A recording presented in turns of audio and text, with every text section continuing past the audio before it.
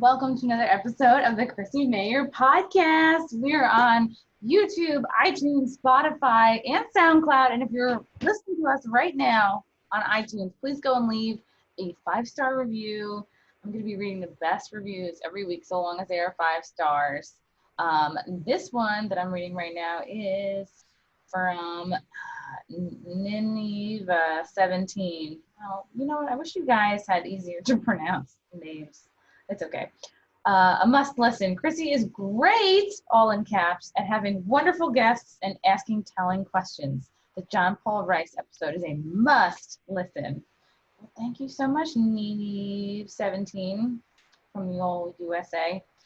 I'm also very excited to talk about my sponsor. Boom! Silk City Hot Sauce, baby! Go to silkcityhotsauce.com. Use the promo code CMP for 15% off of your order. They have all kinds. Like, I'm just looking at their website right now. It's like the stuff that they sent me. Like, I have a Mango Madness. I have a Cherry Sriracha, which they even will throw in for free to you for ordering, just for free, complimentary, and a bunch of stickers. I got this smoking flavor, a dragon flavor. I put the taco flavor on my eggs this morning, and it like really kind of blew my mind. So go to silkcityhotsauce.com. Use the promo code CMP to get 15% off your order. You'll get the free bottle of cherry sriracha. You'll get the stickers, and then you'll be a tasty person. You'll have a tasty life. So excited to have this guy on the show today. I would go ahead and say he is a friend of mine, someone I adore, admire, respect. He is the host of the Sanity-Cast Podcast on Apple, Stitcher, Google, I think wherever fine podcasts are sold. He's a comedian, actor. He is the host of Tell Me Everything on SiriusXM Channel 127, and you can see it every Monday through Friday, 9 p.m. Eastern. It goes through midnight. He does a lot of talking. John Fugelsang, how are you, buddy? Hi, Chrissy. It's so great to see you on Zoom after following you in social media and not seeing you or anybody in person for 5 months. It's so sad because I would come and do your show. It was so exciting. I mean, like, it's the SiriusXM building. They just made it over. Like, they had cucumber water now. They had like all these different flavored seltzers and waters and stuff. No one talks about the cucumber water when they talk about the human cost of coronavirus. No one talks about it. Yeah, and it's such a great building. It's so exciting. Every time you're there, you're like, ooh, who am I going to bump into? Like, what huge celebrities are going to be walking the halls? And of course, and by huge celebrity, I mean you, John Fugelsang. Yeah. Come in and, you'd have a lot of comedians, authors, all kinds of people on your show. And that's one of the things I really love about you is that you have very strong opinions, but you talk to people who are all over the spectrum of political beliefs. Oh yeah, you have to. Right? You have to. It's like, they want us hating each other. A media that gets by on ratings and profit more than information. Politicians who serve their donors and not their voters. Like, they want us fighting each other and hating each other all the time. And I think, the era of Trump has proven for our friends on the left and the right, hate makes you stupid. And when you allow yourself to dehumanize the person you're debating so much that you just take away their humanity and don't view them as a person, then you become stupid and you will make yourself stupid and you will embarrass yourself pretty soon. So, and we all make the mistake, we all fall into it, but I'm like, I'll hate policies, I'll hate cruelty and meanness, but I'm not gonna hate people, and that's why I wanted to do a radio show where Bernie Sanders or Chris Christie could come on, and they've both done my show. I mean, you just have to order, I think, probably more snacks depending on who's coming. Yeah, depending on which one of those two, yeah, and then it has to be a union supplier for one of them too. Yeah, because I remember, I think. And what's great about being on your show is that sometimes you'll be like, yeah, if there's somebody you find interesting, like, bring them along or recommend them. And I think one time I brought along Fred Rubino, who is, I think, pretty Republican, like pretty conservative. And you guys, I don't know if you remember this, but you guys were arguing, debating. It got really heated. But at the end, you like hugged, shook hands, we all took pictures, and it was all good. See you later. Yeah, you have to. And it has to be modeled as well. Like I see these Republicans and Democrats and media figures and politicians, and they're all chummy, and then they go hate each other on camera, and that's kind of rubbish. Our commonalities do outweigh our differences, and don't get me wrong, if someone's toxic, I'll stop engaging with them, but I'm not going to hate anybody. It's just that's not how this culture has ever worked. And compromise sucks, but compromise is the only thing that works in adult life. So I'm a firm believer in calling out lies and bullshit and injustice and hypocrisy. Absolutely. But I'm not going to, hate a person, or I'm not going to, write off all the good they've ever done. Yeah. Having said that, let's trash people. That's really good to do. Yeah, let's talk shit. Because like all of us are constantly learning, growing, evolving, hopefully taking in new information every day. So it's good that, it's a good reminder for us to not like hate the people that we disagree with. Yeah. Because, next week they can turn around, hey, you remember that thing you talked to me about? You were right about that. So it's like, well, if you've already hated that person, you kind of closed the door on a relationship or just, an exchange. I don't hear a lot of people saying you were right about stuff. I don't hear a lot about that. I haven't heard any Jerry Falwell Jr. fans come forward with that one just yet, but I have a special, level of distrust for that kind of guy. But I mean, I know what you're saying. It's like the things that, I think sports is the greatest thing in America, even if you don't like sports, because sports is probably the biggest reason we haven't had a second civil war, because guys who are encouraged socially to hate each other can be brothers in arms in a stadium and cheer together. So yeah, I'm just a fan of all the extremes. I have a very conservative, very liberal family. I mean, my parents were the most liberal members of their families from Brooklyn and the South, and my parents were also by far the most religious and the most liberal. So I kind of grew up half Southern, half Brooklyn, and really, I'm very comfortable with extremes in America, and I don't expect Americans to all think or be the same. So how did you go from hosting, what was the show that you hosted? So there were so many. There were so many. Yeah, a friend of mine. You probably mean America's Funniest Home Videos. Funniest Home Videos. Yeah, I have a friend of mine who just developed a huge crush on you because of that. So how did we go from hosting that show to your own show on SiriusXM? Like, how did that when that happened, I was just doing stand up, and I was trying to figure out my voice creatively, and I was doing a lot of stuff for VH1. I had just done specials with Paul McCartney and George Harrison, and I was learning how to be a broadcaster. And that offer came through, and I didn't take it seriously. The day of the audition, I blew it off. I was shooting in Washington Square Park, and I said, I'm sorry, I can't make it. And my agents called and said, the casting director is going to take a later flight back to LA to see you. You should do. I'm like, oh God. So I went, and I kept saying, I'm the wrong guy. I've never watched the show. I'm the wrong guy. And of course I booked it, and it was a good experience overall. I worked with wonderful people. They paid me nicely. I was supposed to be for, half a season. It wound up being 3 times as long. It got me to move to LA. I got to pay off my girlfriend's student loan bills from, doing that for half a season. But I also, the best part about it was that I learned what I didn't want to do. It taught me that my definition of success was different from my agent's definition of success. And so yeah, I was very young and very headstrong and political and passionate, and I couldn't chill out enough to just be breezy in that kind of job. That took me a while to learn those skills. But it was fun. And after, when that ended, I was offered all kinds of dating shows and reality shows and game shows, and I said no to most of that stuff. I wanted to be a good broadcaster, but I already look like a weatherman from Omaha. Like I don't need to be one. So it's been a long tradition of me really bothering a lot of agents, upsetting a lot of agents, because I turned down these wonderful high-paying TV work. But having done that kind of gig, it just gave me a sense of, it's great to make a lot of money, but I kind of have to feel more connected to what I do. Right, because it's nice that you realize, like, oh, hey, I want more out of life than just commenting on people getting hit in the crotch with stuff, Like, I feel like that's the core of America's Funniest Home Videos. Yeah, but I mean, like I said, it was harder for me to chill out and just embrace something for its silliness back then. Now it's a lot easier to do that. I've done a couple of goofy hosting TV jobs in the last couple of years, and I'm more open to it now, but I still need it to be something kind of smart. If I'm bored with something, it's going to come through. And so I need a bit of a challenge if it's going to be on camera.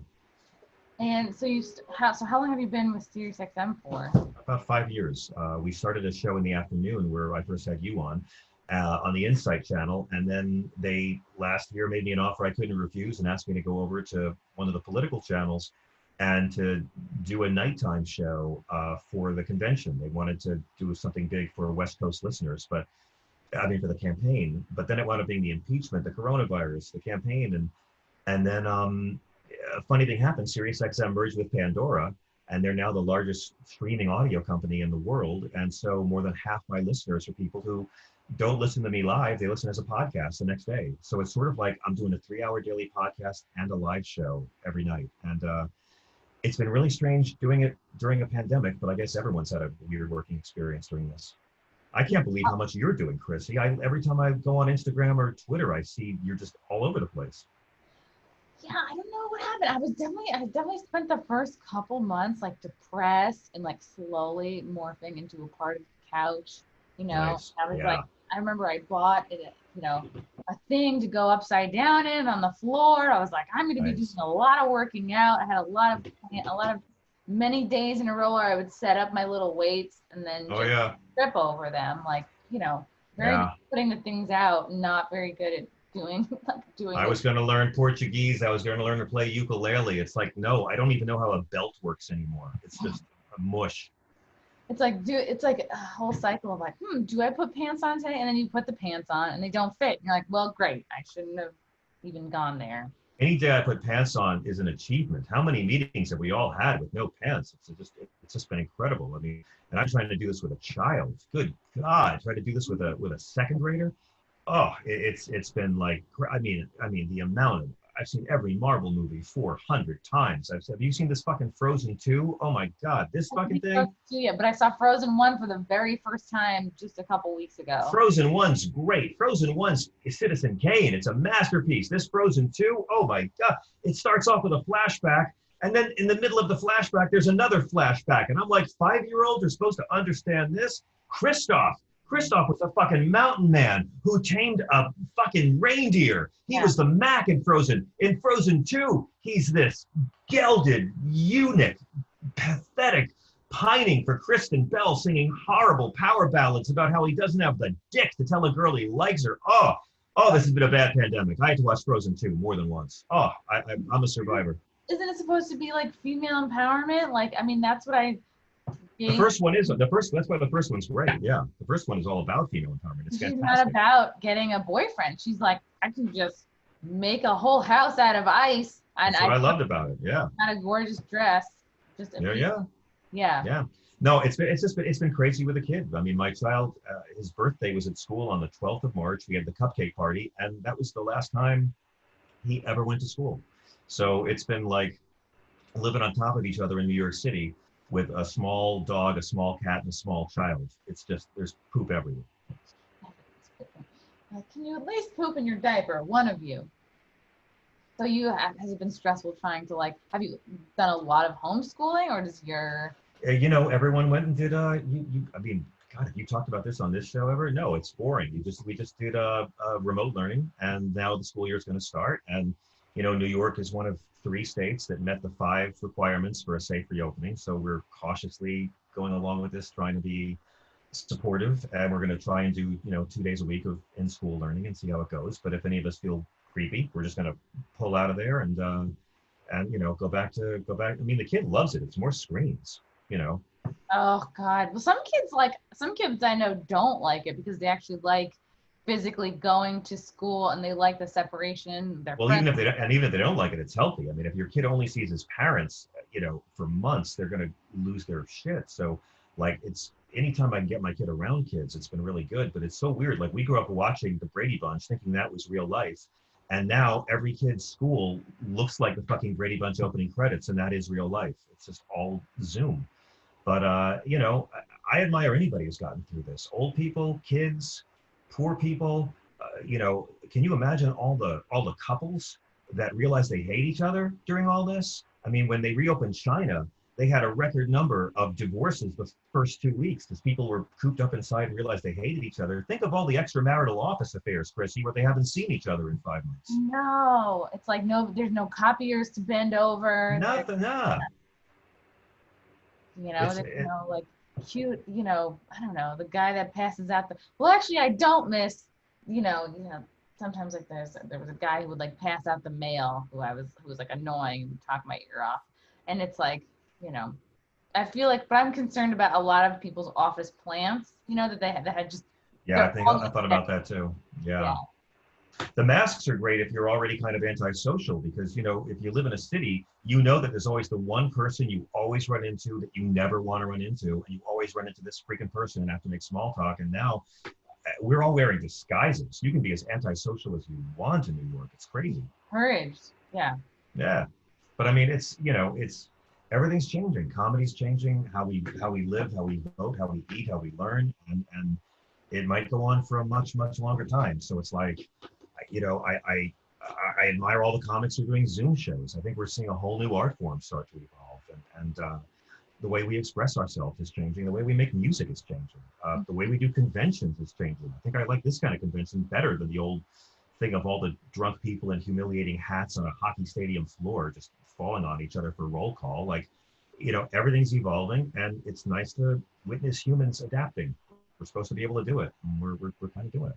That's a positive way to look at it. Yeah. Other than just be like, we're all gaining weight. So like after 2 months, I was like, all right, let me start. Because I had started this podcast, but I had just done a couple of interviews with porn stars I met at AVN in January, and then I kind of hadn't really been keeping up. And I will give my boyfriend Frank a lot of credit. Like, it was a lot of ass kicking from him that really like helped to motivate me to be like, make some shit happen, because that's great, because you're good at this. You should be doing this all the time. Oh, thanks. Wow, I wish I'd put pants on then. And if you want, I'll talk about my porn career if you need. I mean, some of your viewers might recognize the back of my head from a lot of films, but yeah. That would be great. It's been really cool. I've been really amazed at like some of the guests I've been able to get, and but at the same time, I also am really worrying like what is happening to my stand-up. Like, I'm supposed to do an outdoor show tomorrow, and I'm hosting it, which I'm like, is a sigh of relief, because it's like, okay, it's just talking. It's like, it's getting the people to like warm up, and not necessarily has to be like punchline, but yeah, it's a lot of games. It's a lot of call and response and games and crowd work and a lot of variations on how's everyone doing, and just finding ways to make it. I mean, you always got to try to make it a small room, but what do you do when you're not even indoors? It's a whole different kind of challenge. I don't think it's going to be a microphone. I think it's going to be just shouting next to a tree. So. Are you doing have you done a lot of Zoom shows? No, I kind of don't like the idea of doing stand-up over Zoom, because you have to put so much more attention on the audience and like seeing if people are reacting. Normally that attention would be spent elsewhere. So I think it makes the dynamic a little funky. Like, not saying anybody who does it sucks, and it's a good way to work the bugs out and test some stuff, but I don't know, it feels a little unnatural. It's like, I just miss like a room full of people. Yeah, I agree with you. I've done a couple. I did one Zoom show in LA. Crazy thing about Zoom shows is you can have lineups with all your favorite comics from around the country on the same show. It's amazing. We defy time zones now. But I did one in LA where the whole audience was on, and they were able to, put up the audience, and you could hear like 20, 25 people laughing. And that was cool. But then you have to have someone there to monitor in case people are talking or, whatever. It's rough. I mean, I haven't done any outdoor shows. I've been asked to do a lot. I had 3 tours I was planning on doing this year, and they all, went away. So one of the political tours I did, we've begun doing like pay-per-view specials, and with like the same deal we would have with like VIP, meet and greets afterwards, except we're in video chat rooms together and talk.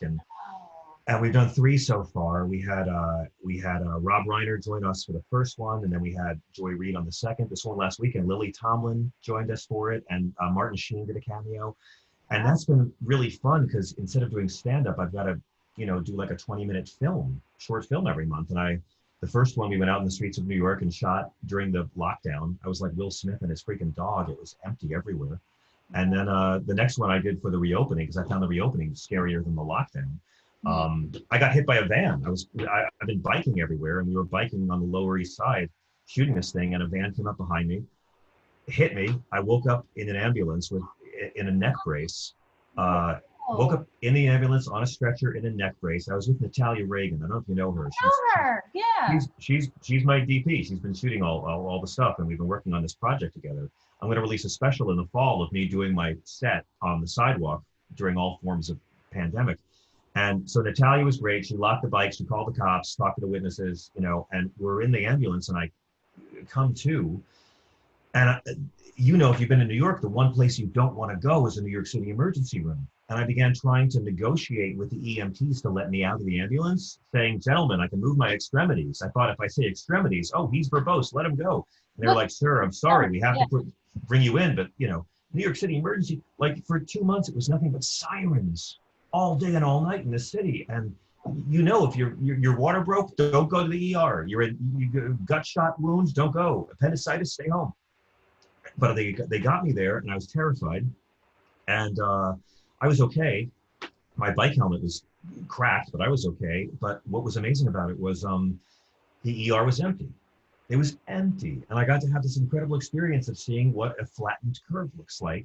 It looks like an empty emergency room at Bellevue. And it made me so proud as a New Yorker, but it also made me so hopeful just to be like, see, people, if we do these things, if we stay home, wash your hands, wear the freaking mask, social distance, all this bullshit, if all of us could do this for a long enough time, we could get here. And so getting hit by a van wound up being the most positive thing for my optimism since this began. So to see the inside of the hospital and to see how empty the ER is, but then on the same, on the other side of it, to look at present day New York City, wow, things are really stalling on opening up again. Do you feel frustrated? Okay, I've seen how few people are in the ER and how the curve has been flattened, the numbers have been down. Yeah. So it's going to change, right? We're going to open up schools again, and some kids' grandma's going to get sick, and it's going to start getting colder, and all these restaurants that have their outdoor cafes and their burlap tents are not going to be able to operate, and people aren't going to feel safe going inside. We might get hit with a second wave of economic pain before we get hit with the second wave of the virus in New York, because with the cold weather, a lot of these options are going to go away. And, how are parents supposed to go to jobs, even with the risk of going to their job, when your child has to be at home for remote schooling? So this financial pain is going to really continue unless there's some kind of national policy, because we're the only developed country that still doesn't have a national policy on coronavirus. So I see. It's gotta be really tricky, especially if both parents, can't work remotely. Then it's I'm lucky. I get to I get to do my radio show at night, and then I stay up and smoke meth for a couple hours to calm down, and then I'll smoke a little meth, Then I'll bike my kid to school in the morning 2 to 3 days a week, and then I'll come home and take a nap. And it's just we adapt. I'm grateful that I lost my touring income, but I'm finding other ways to work and be creative. I'm grateful to have a job that I can broadcast from home, and so it's just kind of I'm trying to be the guy who doesn't complain about this, because I know people who've died and I know people who've been so sick, and I'm trying to get through it with I'm not an optimist, I'm a recovering cynic, but I think we kind of have to try to be our strongest selves, because everybody's in pain, everybody's fucked up, and everybody's miserable. And everybody on Facebook is either trying way too hard to seem like they're great, or they've lost their shit and they're just unloading and having public therapy for the world. So it's I just think we got to be kind to people. We need a lot of good jokes and laughs. And if you can have sex with a person, do that. If you can exercise, do that. If you can be creative, do that. But it's just it's a sick time. And I'm glad you're doing this, because people love what you do, and you're a bright spot whenever you show up. Thank you. It's either that or start an OnlyFans. So I guess I have to keep. Oh yeah. Now OnlyFans is just for cam girls like yourself, right? It's for anybody now. They've really opened it up. You don't even have to be a person who shows their naked body. I think musicians and other sort of comedy getting on there. But what's her face? Bella Thorne, who was a Disney, chick. Oh yeah.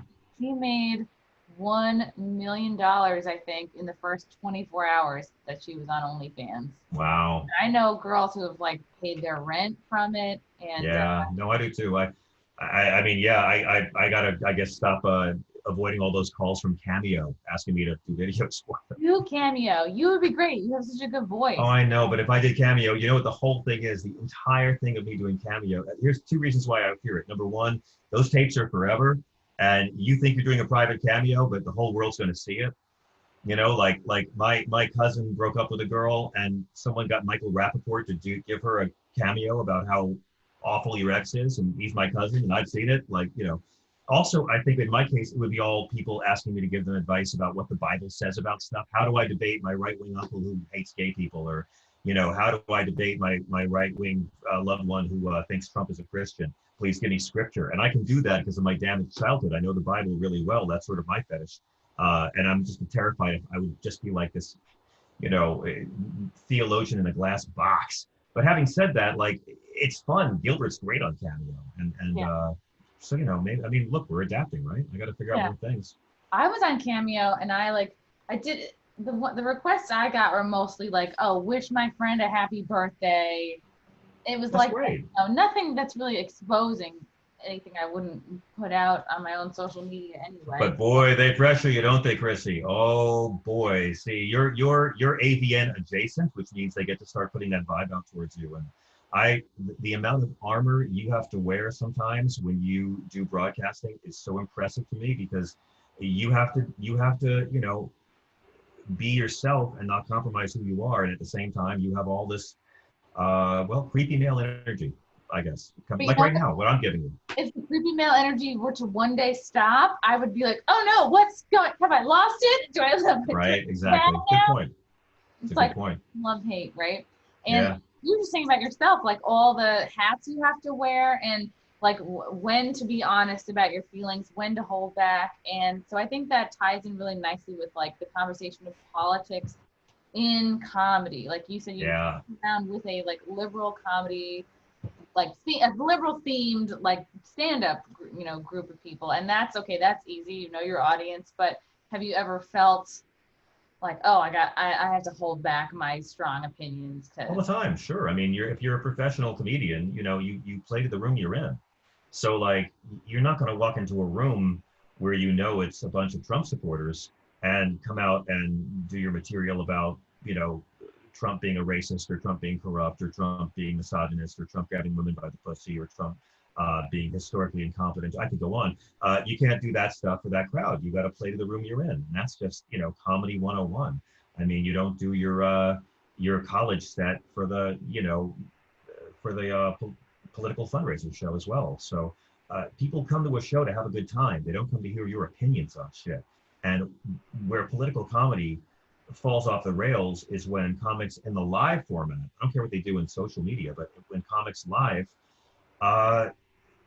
when it becomes more about them putting out their information or their propaganda or their opinions, like I always say, it's got to be entertaining first, informative second, and preachy last, because it's so easy to just, you know, I've got all these brilliant insights, let me share them with you, and that's great. It's not entertainment, it's not comedy. So like, you know, in doing the pay-per-view specials, it's been really challenging because like it is a liberal comedy tour we do, and we get people like Lily Tomlin and, you know, Rob Reiner joining us, but like there's no audience, so I don't have to worry about getting laughs, and it would be so easy to just do propaganda monologues, and it's like, no, that you have to put the comedy first. And so I think if you just focus on making the crowd you're playing to laugh, your political differences with them won't matter. And conservative comics do this all the time.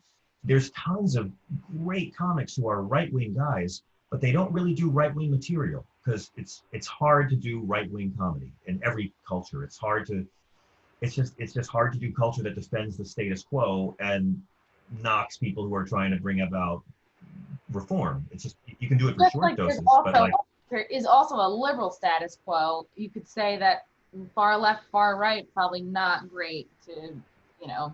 Oh yeah, well, I mean, but I take that on as well, because like I think that, you know, the liberal moderate civil war is just the stupidest fucking thing I've ever seen. These people who are just like the Biden fans and the Bernie fans who are like, hey, I only agree with you on 85% of things, so fuck you. And, you know, I kind of want to be Jimmy Carter here and bring peace between those guys. But Mm. like, we know plenty of great conservative comics who can play to liberal crowds. You just got to be funny and know what you're talking about. Know your, audience, intent, and context, and then you're set. So it's never been really hard. And for me, like, I was years ago after 9/11, I was middling for Darrell Hammond on the road, and he wanted me to go out there and be as political as possible every night. Mm-hmm. And then he wanted me to be anti-Bush.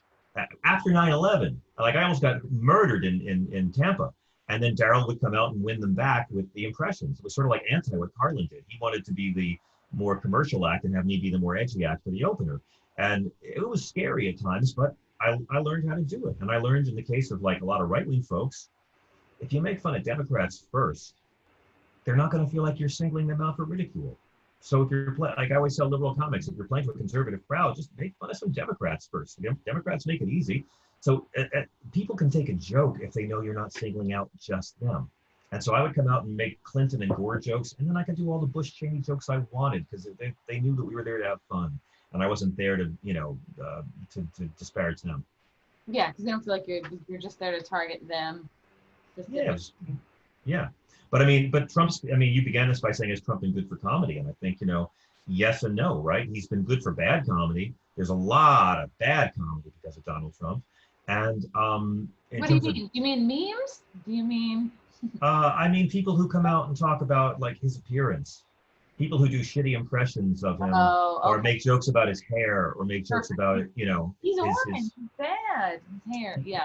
Yeah, make fun of the spray tan, but put it in context. Like for me, like if you're a white supremacist and you're worshiping a guy who spray tans himself to be more orange, dude, you're cock blocking your own hate. That's anti-white, that kind of spray. But if you're just coming out and calling him orange, calling him fat, making fun of his hair, it's like, well, that's bad for comedy. And there's so many bad impressions. It's like Donald Trump is like airport material.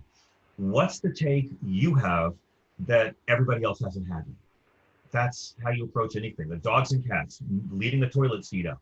Like, what's the take you have on something that's been done 1,000 times that's going to make it interesting? And, in the case of this, it's usually just make jokes about that day's headlines. And those jokes are dead by 3 days later because it's nonstop what the fuck. Yeah, I've heard like good comedy writing, or like good stand-up comedy writing advice is like, whatever topic you're writing about, like go with at least your third thought, because your first thought and your second thought of what to joke about are probably what most other comics have as well. So. I agree. Yeah, in improv, there's this expression, go beyond your first instinct.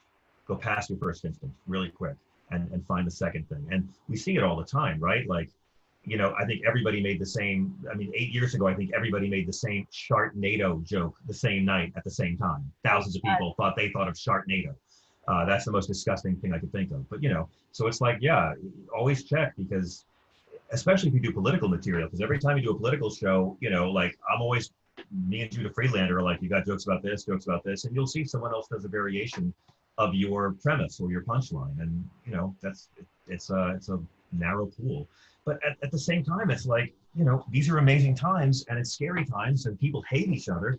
And we need to laugh more than ever. So I'm down for anybody who's out there to just, bring joy and call out bullshit.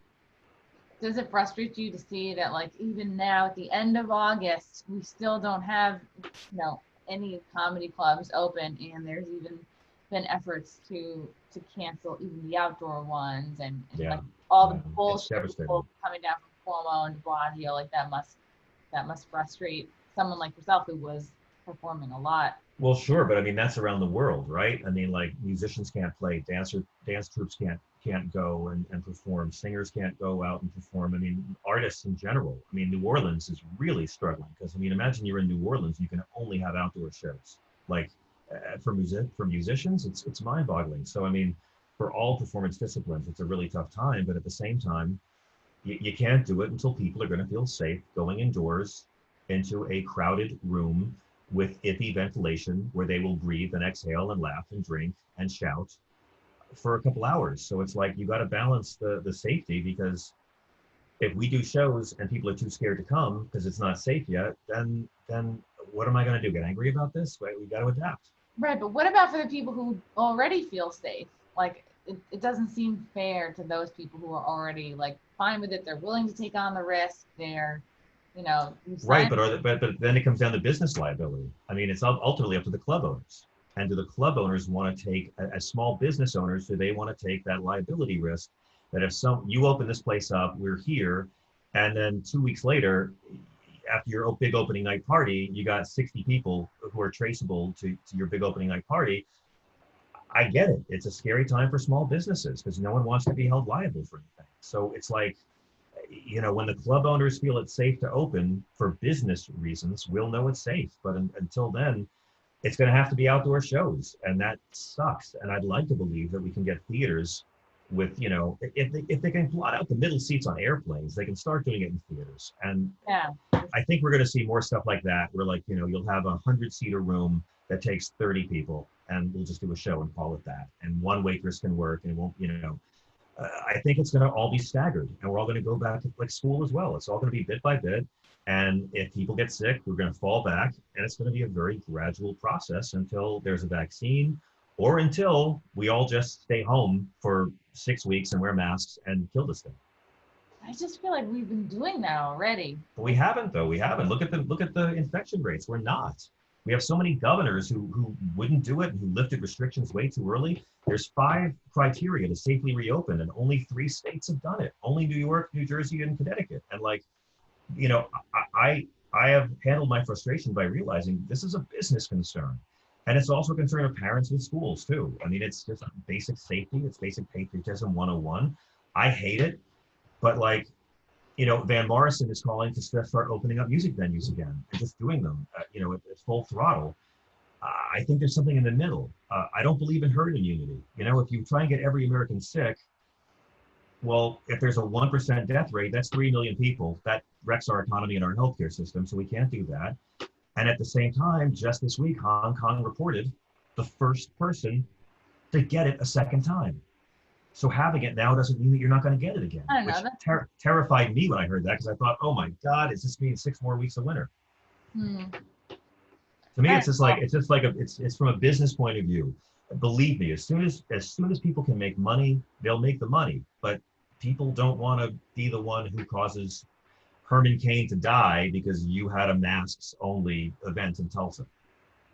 It just seems like it's kind of all or nothing. I feel like there's a lot of business owners who want the ability to even try to make money. And it just feels like But I don't think it is all or nothing. I think it's going to be in the middle. I think it's going to be staggered, don't you? I think we're going to I think clubs will open at 1/3 capacity, and if it goes okay for a couple of weeks, they'll move to half capacity, and I think it's just going to have to grow back gradually.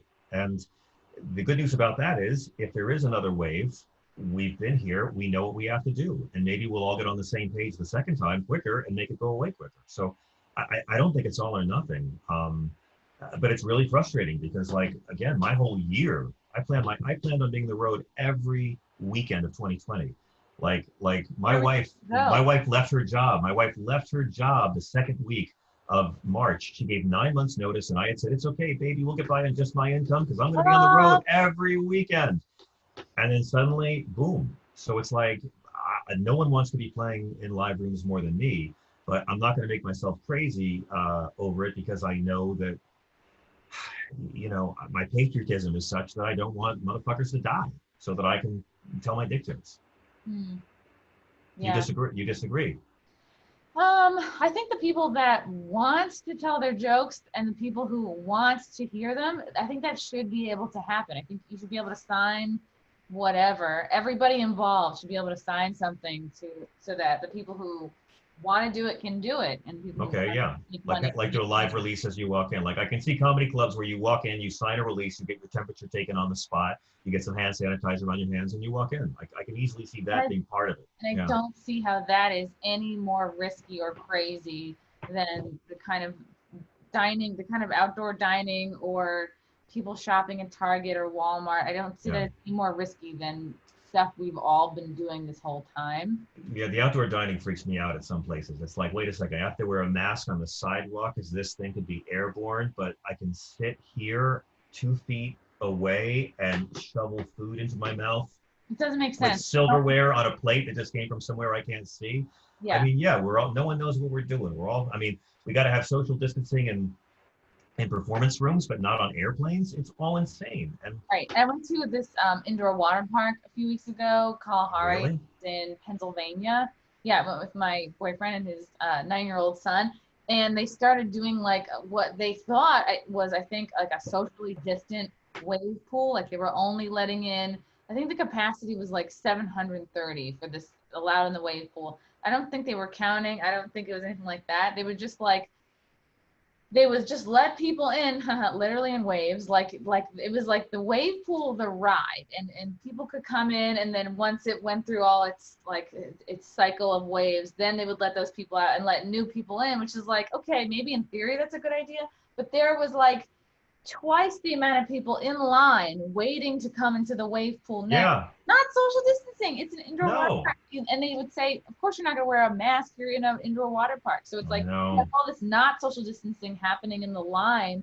yeah, I The know, actual it's wave crazy. pool was like, if you had just let them in, I think they would have naturally distant anyway, and it would have been fine. So I mean, and who's to say? I mean, like maybe that's a very safe place because everyone's going in pools full of chlorine. Like we still don't know yet. So I think it's just going to be more stuff like this. I mean, in many ways, I do think it's like guns in that a lot of people.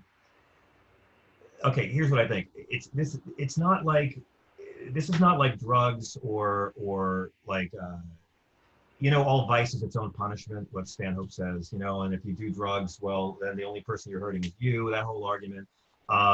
This is not like that. This is like secondhand smoke or AR-15s, right? It's not just you potentially hurting yourself. Others can be hurt because of it. Secondhand smoke, COVID. So great, you're young and healthy and asymptomatic. It doesn't mean you don't have it and you're not going to pass it to someone else who's asymptomatic and they're going to give it to their grandma who's going to die or someone else who's going to die or 20 essential workers. But like, I mean, we talk about this every night for 3 hours on my show. We can't agree on anything because this is a Trump issue. Like we are the only developed nation that doesn't have a national strategy on COVID-19 yet. Trump told the governors, he delegated it to the governors, and that's 50 different approaches, not one. And we now have the highest diagnosed infection rate in the world, and by far the highest death rate in the world. So we can talk about China bans if that makes people feel happy, but it doesn't change the reality that America has fucked this up worse than any other country in Asia, Africa, Europe, or South America by far. And because we don't know how many more people are going to have to die. It's going to be 250,000 people confirmed by New Year's. And it's like, I don't think it's going to be all or nothing. I really do believe it's going to be, we come out gradually, we start having shows in rooms. I want to go to concerts again. I want to go to Broadway theater again. I want to, see shit. So I think we're going to all come out and have socially distanced rooms, and it's going to be really weird. And that we'll get used to that, like we got used to Zoom.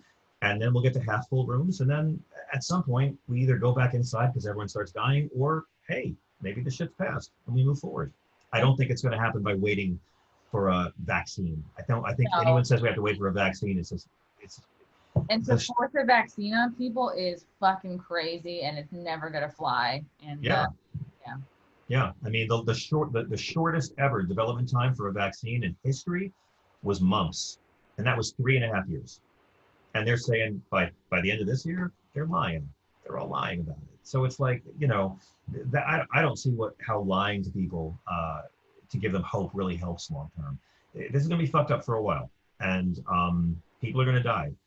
And we can try and do whatever we can, but it's harm reduction. It's not harm elimination. So my controversial point is, I don't claim to be the guy with the answers on it. Yeah.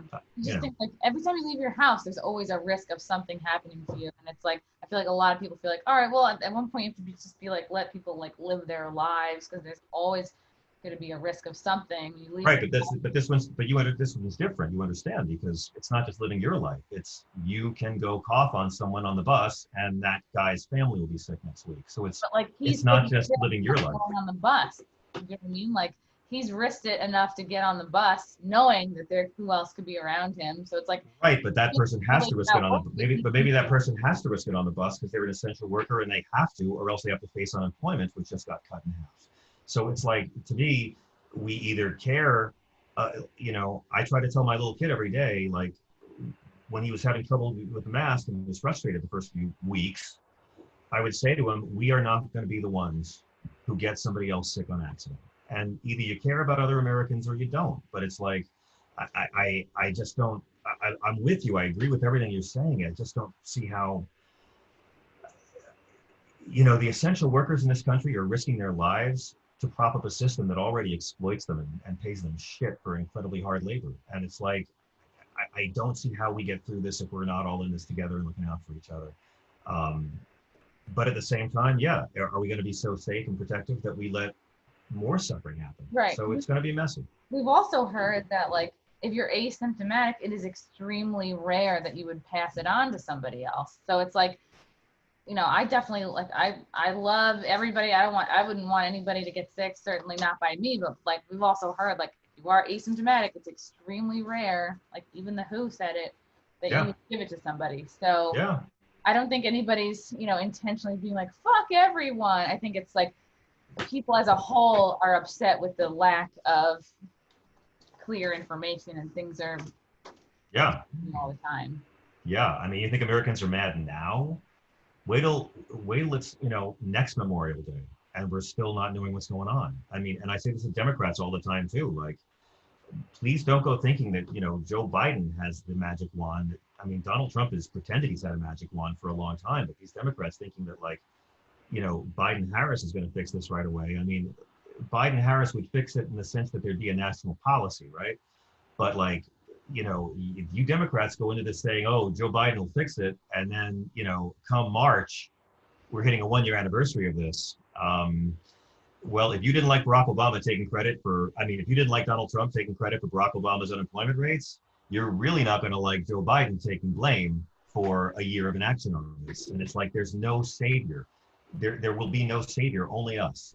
And it's going to be worse before it gets better. So I kind of feel like we ought to try to be nice to each other. Yeah. And lots of dick jokes. Yeah. Being nice is the key. And like, it's hard though. It's definitely hard. We got really heavy, Chrissy. This one got really heavy. I'm just thinking on the I'm gonna like open up my veins and like play some Leonard Cohen in a warm bath right now. This got really heavy. About the taking the bus example. Like, if anyone is a high risk for COVID, underlying condition, they have respiratory problems, asthma, whatever, they're protected by the Cuomo's Matilda law. So it's like they get paid to paid to stay home because of a New York State law. So I feel in this state. Yes. Yeah, unless they have a job where they feel they have to work, and unless let's be honest, people hide when they're sick and go to work because they feel like they have to. They do it all the time. If there was a way we could guarantee that it was safe, that'd be great. But I mean, and again, how did this thing spread? People who don't know they're sick yet. So, I don't know. I've known people who've died from it. I've had a lot of friends who've had parents die from it. And I also know people who've kicked it. I know a few people who've kicked it. Yeah, I mean, like, I watched my mom die of brain cancer, and I don't know.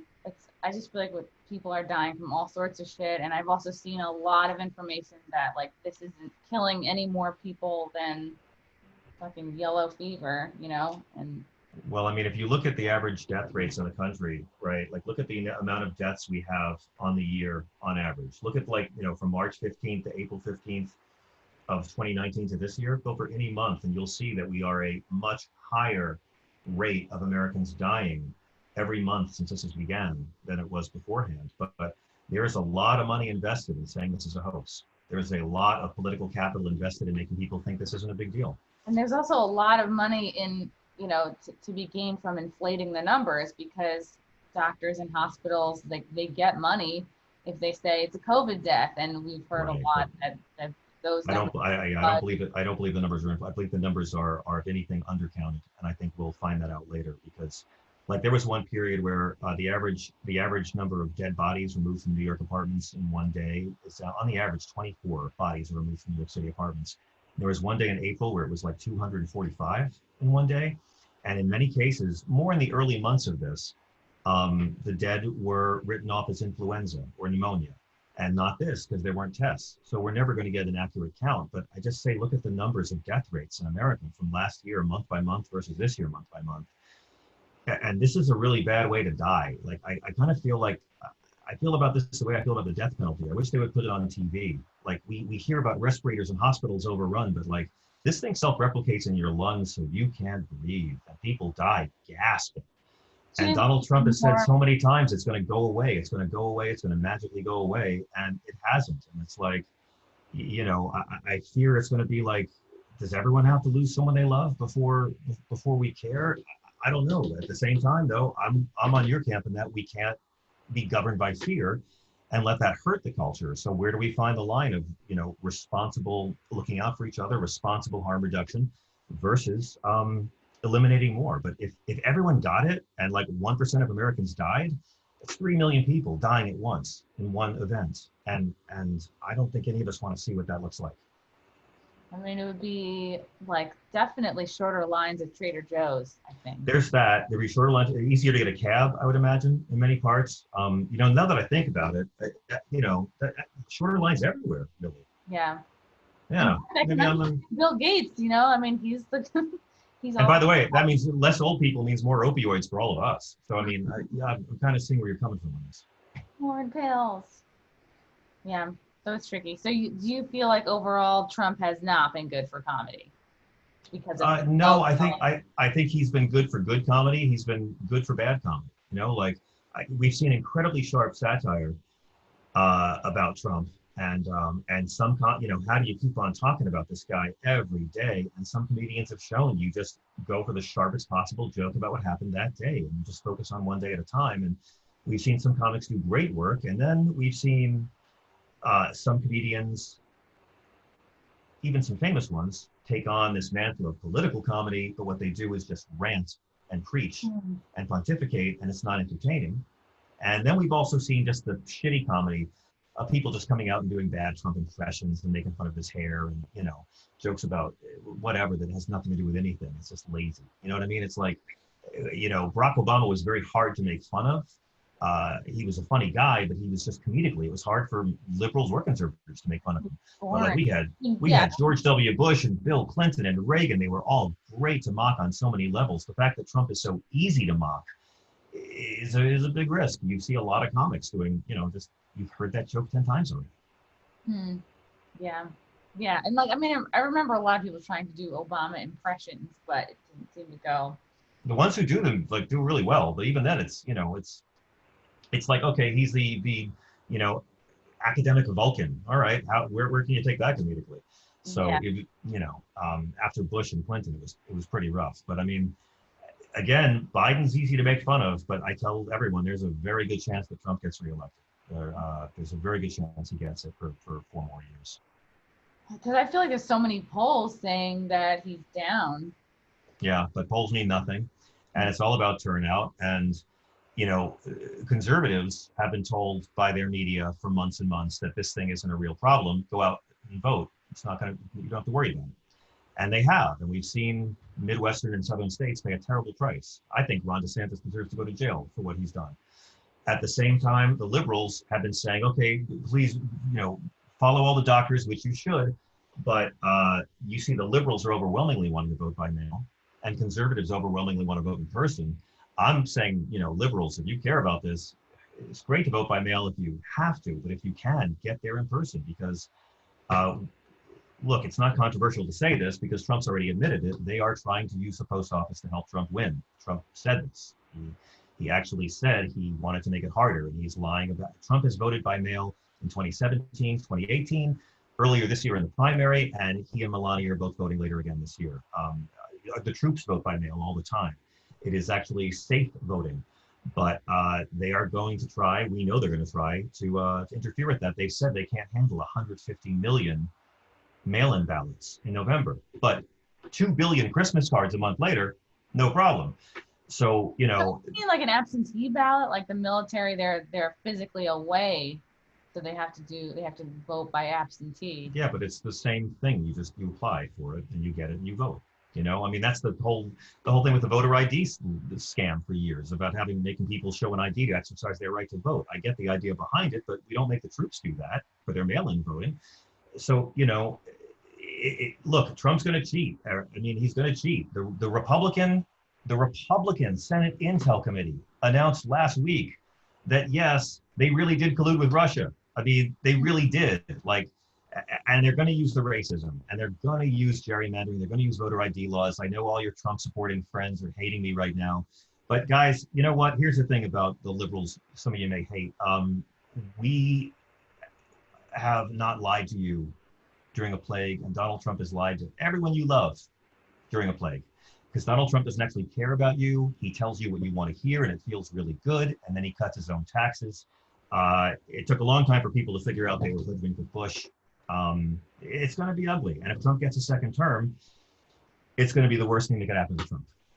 Just the worst thing that could happen to him. Do you feel like a lot of people will move away if he gets reelected? Like, would you consider that? No, never. I'm an American. People always say that. Liberals and conservatives always say, I'll move out of this country. And they're always talking out their ass. They never mean it. It's America. It's like a family. We don't get along. We fight all the time. And we need each other. We need conservatives to make sure that liberals don't go too far trying to create a utopia. And we need the liberals to make sure conservatives don't keep us in the fucking 1950s. We have to have this tug of war. We have to debate the ideas. We have to argue it. We don't have to fucking hate each other. But we have to debate the ideas and the history. And like, I love it. I invite every Trump supporter to call my show, and they always go to the front of the queue. If I have a Trump supporting brother or sister call in, always, especially one who claims you can follow Jesus and Trump at the same time, because that's my favorite thing to talk about. I'm a bit of a Bible freak because I had a damaged childhood. But like, this is our country. It's how it's always been. When the revolution happened, 1/3 of us were conservatives and wanted to stay loyal to the crown. 1/3 of us were revolutionaries, and 1/3 of us didn't give a shit. And that's how it still is now. And, you know, we have to find a way to work with it. No one's going to leave this country. I believe in this country. I love this country. I wish it wasn't so easy to use abortion to get Christians to vote against the stuff Jesus actually talked about. And if Trump could easily get reelected, but I think it'd be the worst thing in the world for Trump if he did. Like it was the worst thing for Bush to get reelected. You mean the worst thing for him personally? Yeah, if Bush had been defeated by John Kerry in 2004, John Kerry would have caught that recession and caught all the blame for it and been a one-term punching bag.